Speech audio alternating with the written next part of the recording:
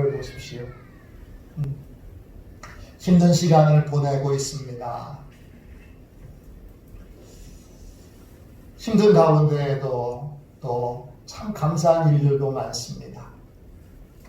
힘들고 어려운 것도 있지만 감사한 제목을 찾아 여러분 소망 가운데 이 어려운 것들을 잘 이겨나가시기를 주님의 이름으로 축원합니다. 오늘 본문에 보면 예수님께서 나인이라고 하는 성으로 들어가십니다. 이 성은 나사렛이라고 하는 곳으로부터 약 16km 떨어진 곳입니다. 우리로 얘기하면 화도터미널에서 걸어서 초지대교를 지나 대명항까지 가는 거리입니다. 나인성에 들어가셔서 주님과 일행들은 장례 행렬을 만나게 됩니다. 죽은 사람은 과부의 아들입니다. 외아들입니다. 독자입니다. 유대인은 장례를 죽은 당일날 치릅니다. 그러니까 과부의 인생에 예수님을 만난 그날은 가장 고통스러운 날입니다.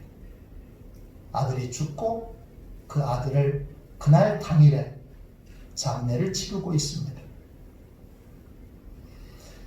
남편을 먼저 하나님의 품에 보내고 과부에게 유일한 희망은 그 아들 하나였는데 그 아들이 죽었습니다.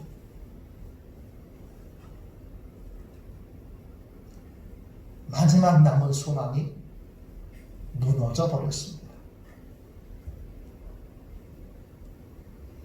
과부에게는 인생의 가장 고통스러운 날이지만 실상 예수님과는 별 상관이 없습니다. 과부가 예수님을 찾아온 것도 아니고 예수님께 도와달라고 부탁한 것도 아니고 예수님을 믿는다고 고백한 것도 아닙니다. 과부는 그저 꺾여진 소망으로 통곡을 하고 있습니다. 근데 오늘 본문에서 예수님은 그 과부를, 예수님과 상관없는 과부를 그냥 지나가지 못하십니다. 예수님께서 과부를 보십니다. 보신다라는 말은 헬라 말로 호라오입니다. 단순하게 보는 게 아니라 상황 파악이 끝난 겁니다. 지금 주님이 딱 보시고 과부의 상황이 어떤 것인지 상황 파악이 다 끝났습니다. 과부의 모든 걸 주님이 한 번 보신 걸로 다 이해해 버렸습니다. 그리고 그냥 지나가셔야 되는 게 맞는데 주님이 그렇게 못하십니다. 도와달라고 요청한 것도 아니고 믿음을 고백한 것도 아니고 그리고 찾아온 것도 아닌데 우리 주님은 그냥 못 본 채 하고 지나치실 수가 없습니다. 우리 예수님은 어떤 분이십니까? 우리 예수님은 불쌍한 사람을 보고 그냥 지나가지 못하시는 분입니다. 예수님께서 과부를 불쌍히 여기십니다. 불쌍히 여긴다. 이 말은 헬라 말로 스플랑 크니조마이입니다. 이 말은 영어로 뜻을 보면 feel, compassion 이렇게 되어 있어요. compassion이라고 하는 말은 passion은 고통이고 come은 함께한다 이런 뜻이에요. compassion은 고통을 함께한다는 거예요. 우리 한국전쟁 때 고아들을 돌보기 위해 컴패션이라고 하는 국제단체가 한국 전쟁 때문에 세워졌어요. 그 컴패션 뜻은 고통을 함께하는 거예요. 불쌍히 여긴다는 건 뭐냐 하면 고통을 함께 느끼는 거예요. 파악이 다 끝났습니까? 고통이, 그 과부의 고통이, 그 과부의 무너진 인생이 그대로 느껴지는 거예요. 그게 불쌍히 여기는 거예요. 영어로 move with compassion 이렇게도 되어 있습니다. move는 움직이는 거죠. 뭘로 움직이는 거예요? 주님은 고통이 있는 곳을 향하여 움직이세요. 아픔이 있는 곳을 향해서 움직이세요. 예수님을 믿든 안 믿든 상관없어요. 그 사람이 기도하는 사람이든 기도하지 않는 사람이든 상관없어요. 주님은 고통이 있는 곳을 향하여 움직이세요. 고통이 있는 곳에 주님이 계신 거예요. 그러니까 지금 주님이 어디 계시는 거예요? 대구에 계시는 거예요. 주님이 지금 어디 계시는 거예요? 경북에 계시는 거예요.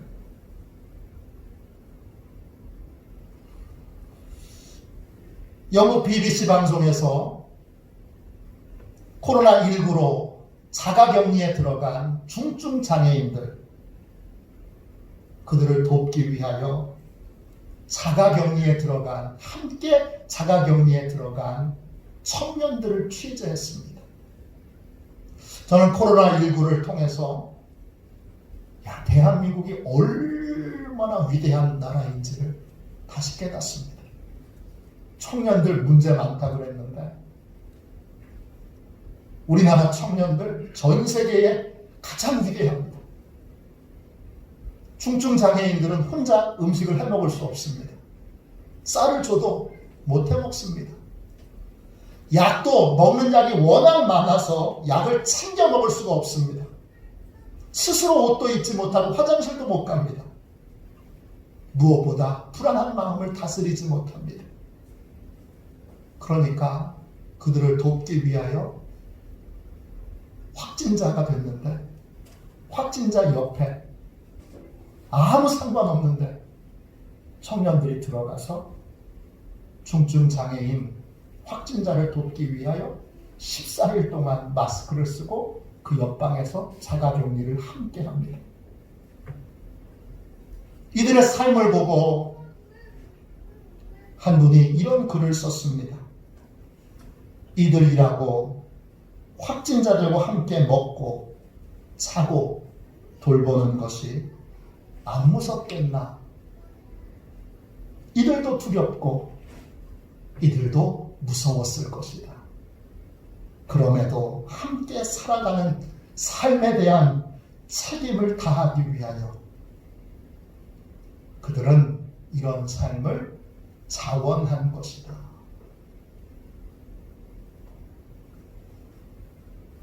이런 마음이 누구의 마음이에요? 예수님의 마음이에요.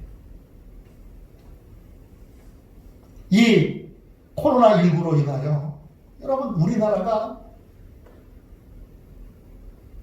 전 세계에서 위기를 가장 잘 극복하는 나라이라는 것을 우리 민족이 얼마나 함께 도우며 자원하며 고통을 극복하는 나라인지가 전 세계에 알려지고 있어요.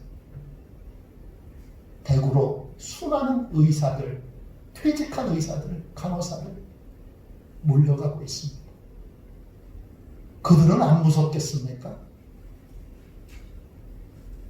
그들이라고 코로나19 바이러스에 안 걸리겠습니까?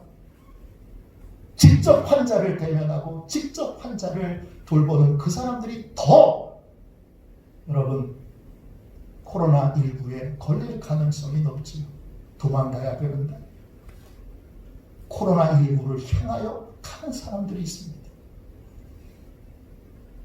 전 세계에 프랑스 살기 좋다 그러고 이태리 살기 좋다 그러고 유럽 살기 좋다 그러고 미국 살기 좋다 그러고 그래도 여러분 보십시오.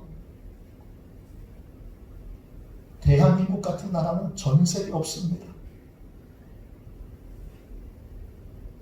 그 영상들이 우리는 서로 지금 헐뜯고 하고 있지만 잘 보십시오. 정말 위대한 사람들이 있습니다. 이들은 다 예수님의 마음을 갖고 있는 사람들입니다. 저는 우리나라가 진짜 희망이 있다 확신합니다. 야, 내가 청년들을 존경해야 되겠구나. 저보고 제가 목사인데 코로나19 중증 장애인과 함께 14일 동안 함께 격리하여 생활하십시오. 그러면 제가 결단하겠지만 그래도 잠시는 망설일 겁니다. 망설임 없이 서울에서 대구로 내려가서 중증 장애인과 함께 14일 격리를 함께 하는 사람들이 있습니다. 그들의 마음은 예수님의 마음이고 예수님이 그런 분이십니다.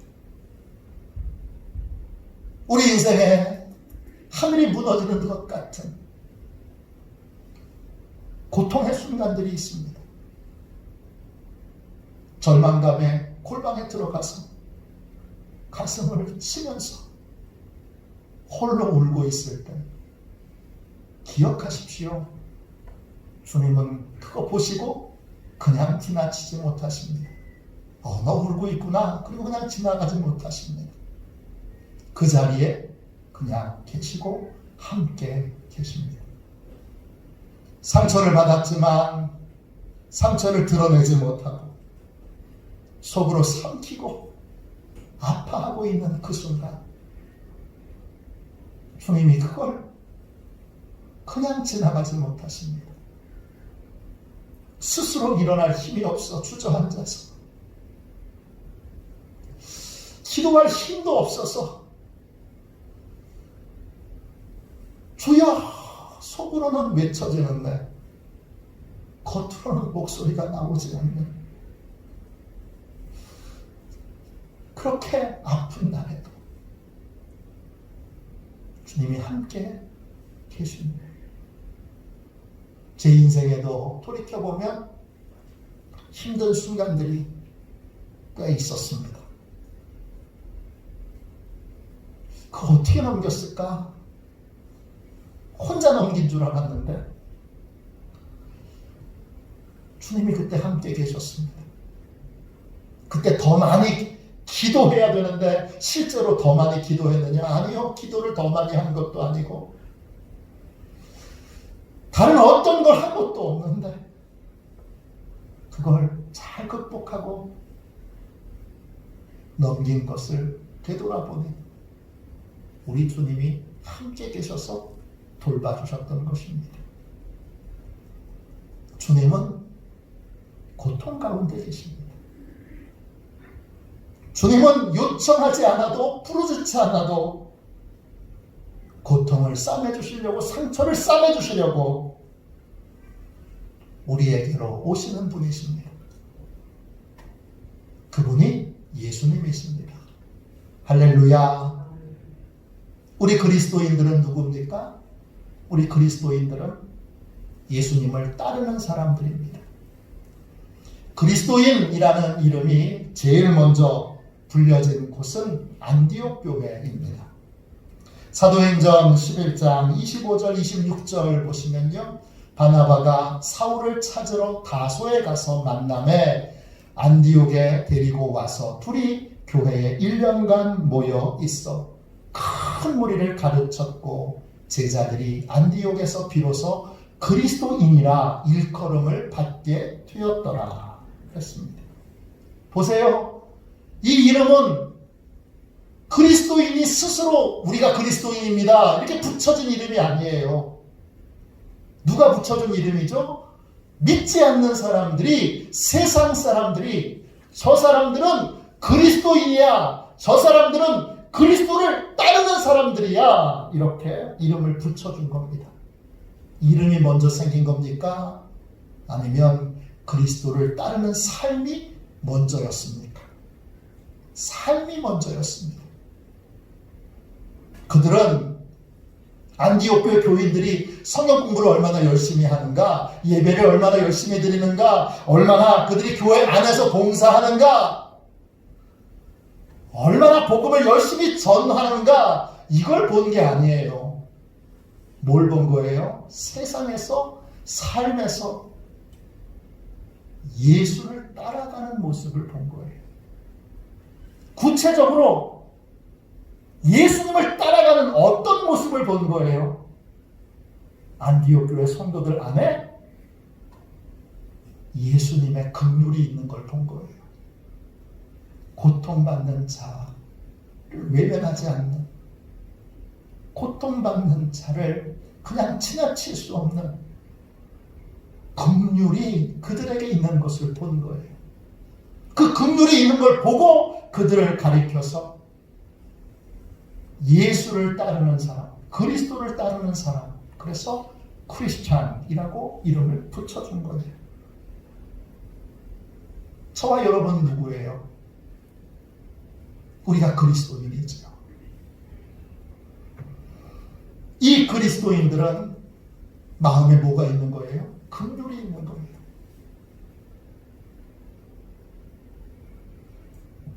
세상과 다른 점은, 신천지와 다른 거는, 하나님의 교회와 다른 거는, 통일교와 다른 거는, 이단과 다른 거는 우리 안에는 뭐가 있는 거예요? 긍휼이 있는 거예요. 이단들은 사기쳐서 자기 배만 불리려고 하고, 사기쳐서 그래서 자기들만 그렇게 호의호식하려고 하는데, 그리스도인들은 어때요?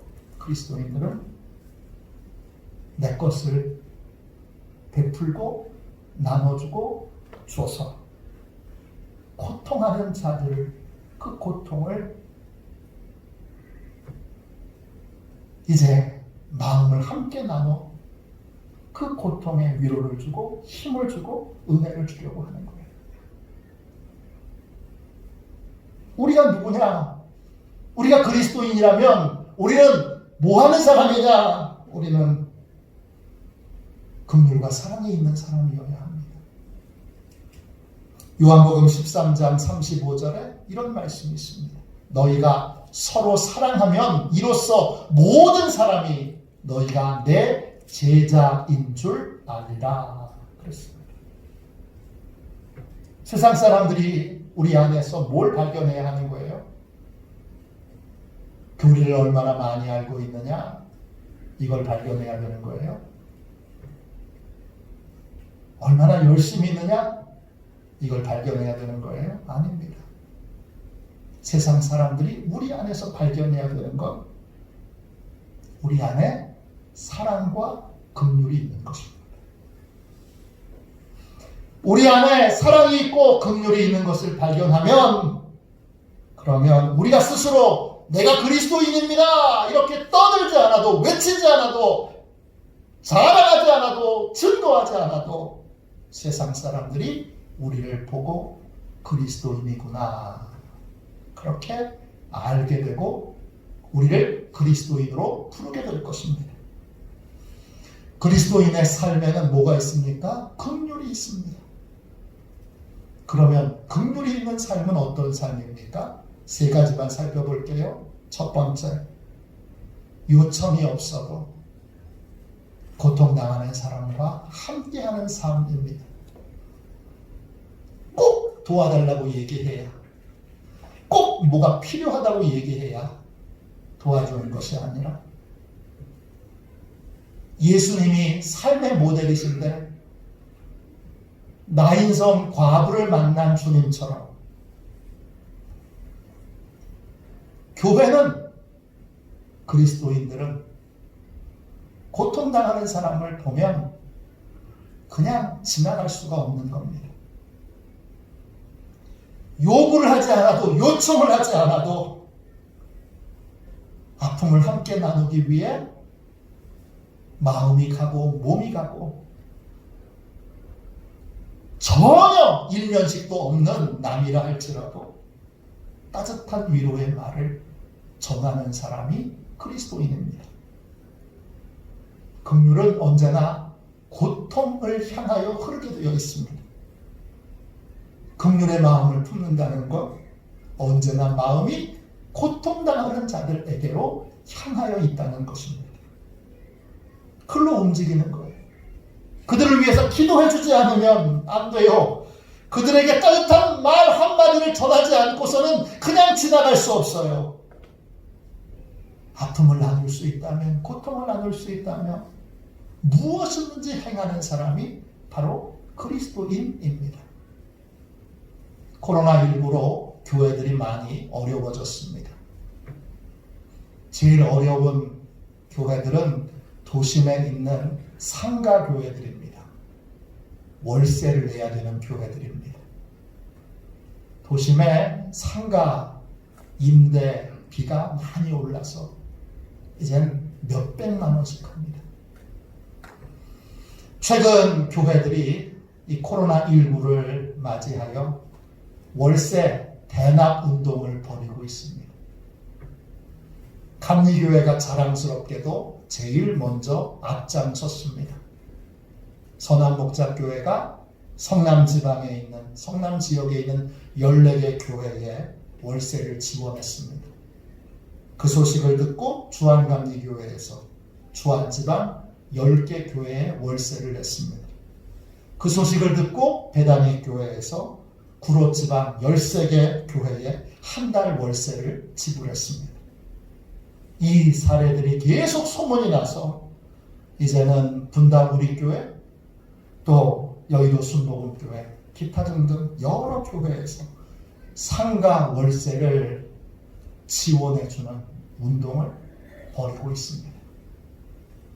작지만 아름다운 변화가, 여러분, 아름다운 회복이 이 코로나19 가운데 일어나고 있습니다.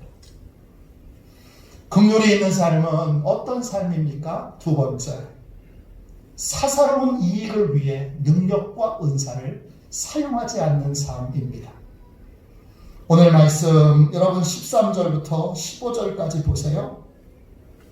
제가 읽을게요. 주께서 과부를 보시고 불쌍히 여기사 울지 말라 하시고 가까이 가서 그 관에 손을 대시니 맨 자들이 서는지라. 예수께서 이르시되 청년아 내가 네게 말하노니 일어나라 하시매 죽었던 자가 일어나 앉고 말도 하거늘 예수께서 그를 어머니에게 주시니. 예수님은 어떤 분이세요? 초자연적인 기적을 행하실 수 있는 분이세요. 예수님은 그 능력을 고통을 받는 과부만을 위하여 사용하십니다. 먼저 장례 행렬을 멈추십니다. 그 관에 손을 대시는데 관 뚜껑이 있는 관이 아니에요. 뚜껑이 없는 그냥 널판지 위에 시신이 올려져 있는 거예요. 우리처럼 매장하는 것이 아니라 동굴에 이렇게 두고 그렇게 장례를 치르는 것이기 때문에 특별히 관 뚜껑을 씌우지 않아요. 그냥 널판지 위에 이렇게 누워 있는 거예요. 근데 주님이 손대면 그건 불결한데 주님이 그거 개의치 않고 관을 손을 대세요. 그러니까 장례를 향하던 그 행렬이 멈춥니다.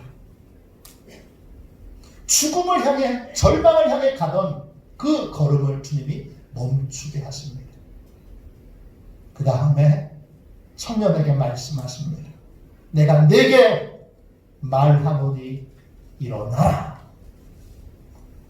일어나라. 헬라말로 에게이로입니다. 이 말은 벌떡 일어나는 게 아니라 눈을 뜨는 겁니다. 깨어나는 것입니다. 죽음에서 깨어나는 것입니다. 예수님이 말씀하시자 죽었던 과부의 아들이 깨어납니다. 일어나서 앉고 말도 합니다. 그리고 여러분 그 다음이에요. 그 아들을 예수님이 과부에게 그대로 돌려줍니다. 주님은 초자연적인 능력을 고통을 겪고 있는 과부만을 위하여 그 능력을 사용하십니다. 자신의 사리사욕과 자신에게는 어떤 이득도 돌아가지 않게 하십니다. 긍휼이 있는 삶, 그 삶에는 사사로운 이익을 위하여 능력을 사용하지 않는 그러한 삶의 모습이 담겨 있어야 합니다. 긍휼은 능력을, 은사를 고통을 당하는 자를 위해서만 사용합니다. 이 부분이 세상과 구별됩니다.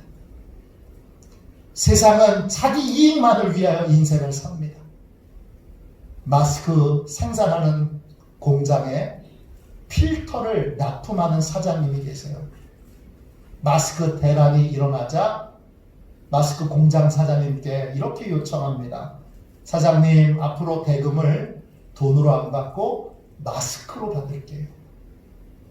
왜 그런지 아시겠죠? 세상은 언제나 더 많은 이익을 얻는 쪽으로 움직이게 되어 있어요. 어떤 게 더 이득이래. 그렇게 움직입니다. 이런 경우도 있습니다. 아버지는 마스크 공장 사장이고 아들은 마스크를 유통하는 유통업체 사장입니다. 마스크 대란이 일어나자 아버지가 자신의 공장에서 생산되는 마스크 350만 장을 아들에게만 납품합니다. 이 부자는 떼돈을 법니다. 마스크 오부제가 실행되고 있는데 전라도 광주에서는 이런 일이 있었습니다. 한 아주머니가 약국에서 마스크를 사기 위해 이제 자기의 날짜에 줄을 서서 한참을 기다렸습니다. 이제 마스크를 사기 위해 약사에게 얘기했더니 마스크를 살 수 없답니다. 왜 살 수 없느냐? 이렇게 물어봤더니 마스크가 떨어졌느냐? 그랬더니 아니랍니다. 그럼 왜 못 사냐? 그랬더니 경상북도에서 아주머니의 주민번호로 마스크를 먼저 구입한 사람이 있습니다. 이런 일을 한두 사람이 겪은 것이 아닙니다. 세상은 자기 이익을 위해 살고 자신에게 이익이 돌아가면 어떤 짓도 서슴지 않습니다. 그리스도인은 이와 다른 삶을 살고 있습니다. 하나님이 은사를 주시죠. 능력을 주시죠.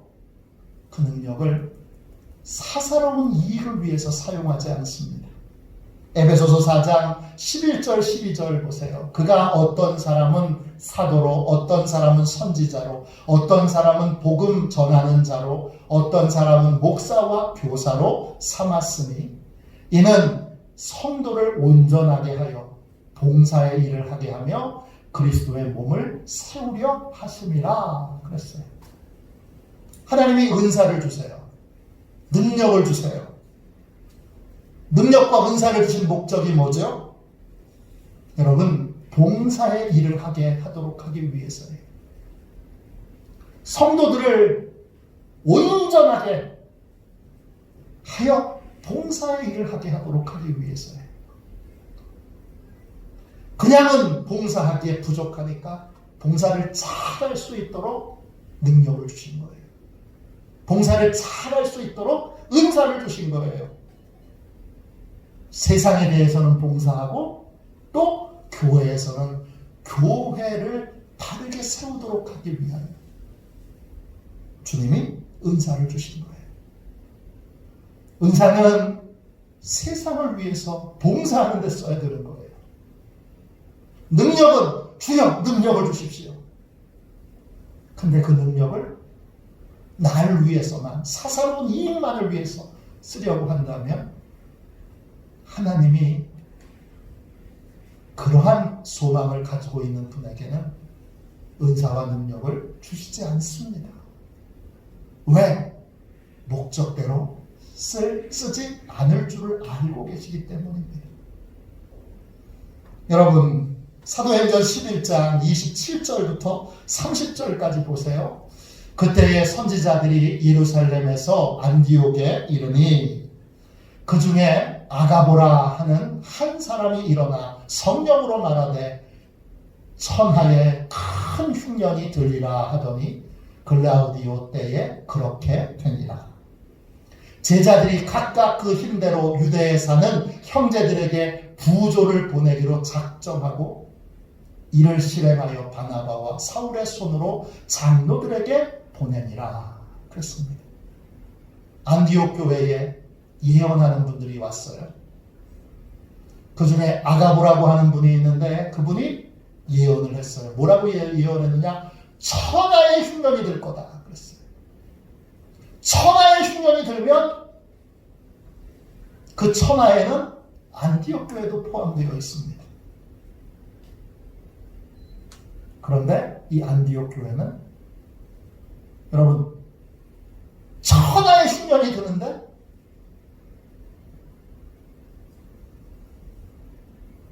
그러면 안디옥 교회 또 우리부터 어떻게든 흉년을 대비해야 되는데 안디옥 교회는 어떻게 합니까? 우리도 어려운데 우리도 어려움에 처하게 되겠지만 더 어려운 예루살렘 교회를 돕기로 결정하여 헌금을 합니다.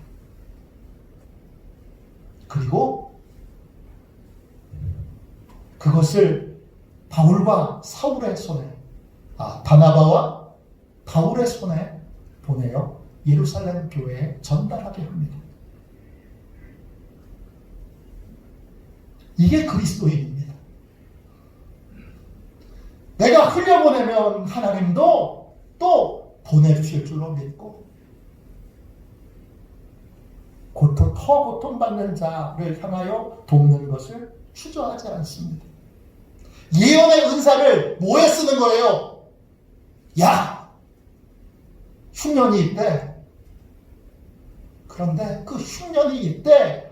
그 예언을 듣고 사리사욕을 챙기려고 하는 사람에게는 주님이 더 이상 은사를 부어주지 않습니다. 흉년이 있대. 그러면 더 어려운 사람을 위하여, 더 고통받는 사람을 위하여 돕기로 결정하는 교회. 그 교회에 은사와 능력이 부어지는 것입니다. 그리스도인들은 사리사욕을 위하여 은사와 능력을 사용하지 않습니다. 우리는 이 부분에 회개할 것들이 많습니다. 우리는 이 부분에 주님 앞에 자복하여 회개해야 될 것이 많습니다.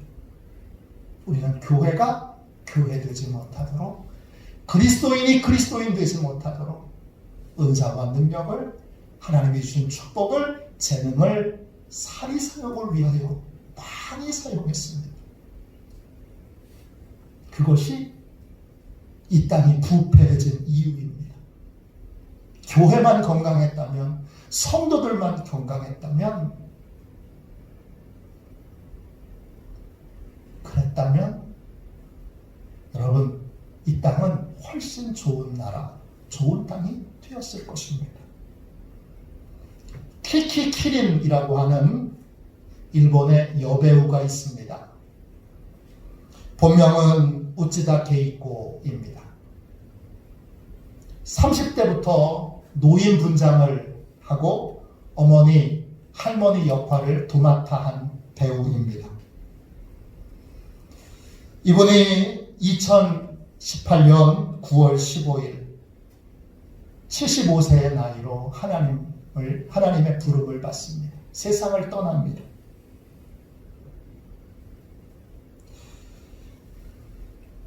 세상을 떠난 다음에 특별 방송을 준비하던 방송국에서 그녀가 2004년도에 유방암에 걸리는데 2004년도부터 자기들에게 키키키린에게 판레터를 보내온 그러한 일반인들에게 직접 손편지를 써주고 그리고 내내 손편지를 일일이 다 답장으로 써주었다는 사실을 알게 됩니다. 그래서 그 일화를 담아서 이 키키키린에 대한 추모 방송을 합니다. 그것이 사회적으로 큰 파장을 일으키고 그녀의 일반인들에게 보냈던 편지들이 다 수거되어서 한 권의 책으로 만들어집니다. 그것이 키키키린의 편지라고 하는 책입니다. 그 책에 보면 이런 구절이 나옵니다. 욕심과 눈은 쌓일수록 길을 잃어버리게 된다고 하지 않던가요?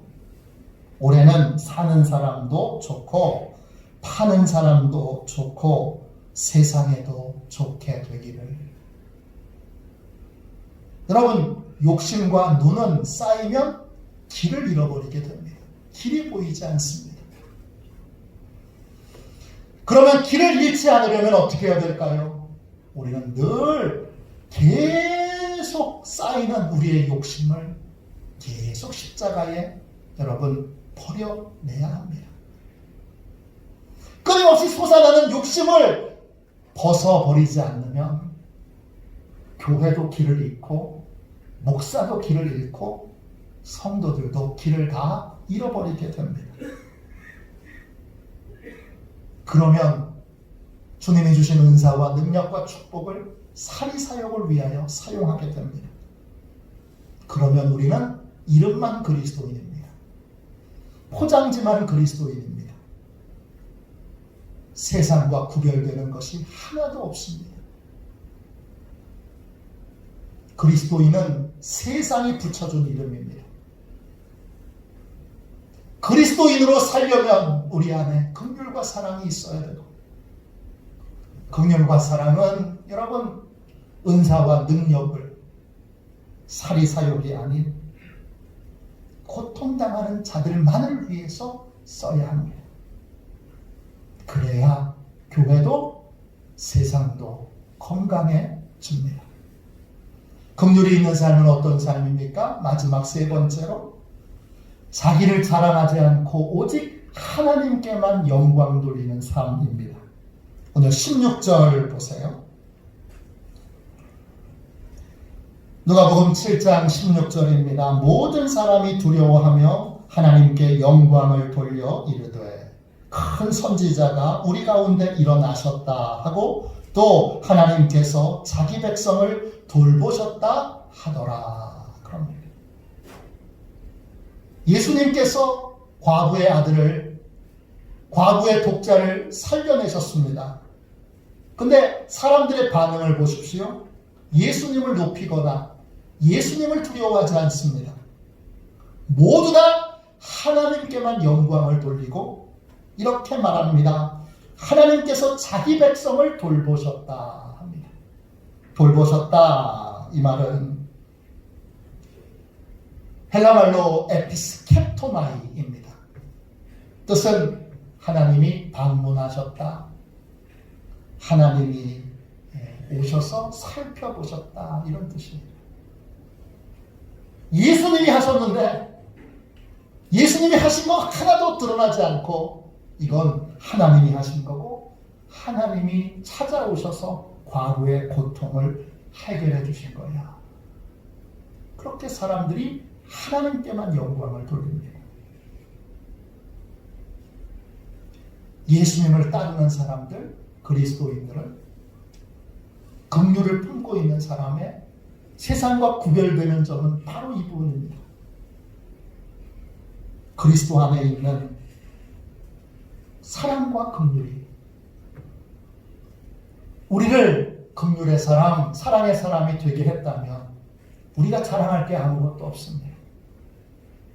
그저 하나님이 우리에게 긍휼과 사랑을 먼저 베풀어 주셨고 긍휼과 사랑을 받은 자로 우리도 마땅히 그 긍휼과 사랑을 베풀어 주었을 뿐입니다.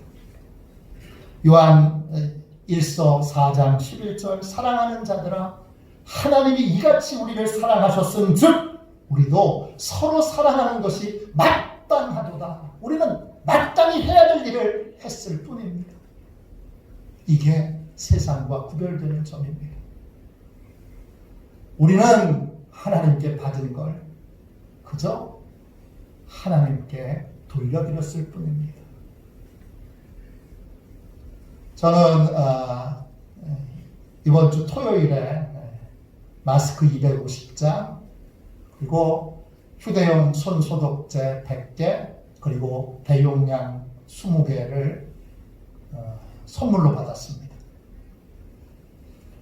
돈을 지불하려고 그랬더니 그 보내주신 분이 이렇게 문자를 보내셨습니다.